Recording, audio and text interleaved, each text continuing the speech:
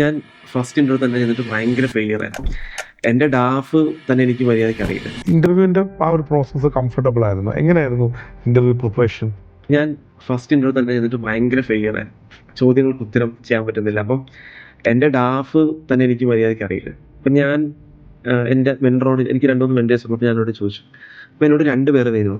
ഒന്ന് ഷിനാസ് സാറിൻ്റെ അടുത്ത് നീ എന്തായാലും പോകണം. കാരണം നിൻ്റെ ഡാഫ് കാരണം നിൻ്റെ കാര്യങ്ങളെക്കുറിച്ച് ചോദിച്ചതുകൊണ്ട് നിനക്കറിയാം.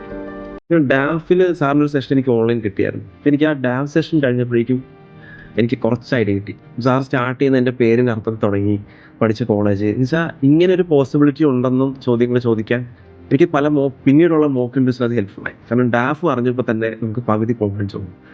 പിന്നെ നമുക്ക് നമ്മളെ പറ്റി സംസാരിക്കാൻ അറിയാമെന്നുണ്ടെങ്കിൽ പിന്നെ ഏത് സബ്ജക്റ്റ് വന്നാലും സംസാരിക്കാൻ പറ്റും. അപ്പം കമ്മ്യൂണിക്കേഷൻ നമുക്ക് എല്ലാവർക്കും പ്രശ്നമൊന്ന് ഫീൽ ചെയ്തെങ്കിൽ പോലും പിന്നീട് മോക്ക് ഇൻട്രസ്റ്റിൽ ഞാൻ കോൺഫിഡൻ്റ് ആയി, പെട്ടെന്നൊരു മാറ്റം വന്നു.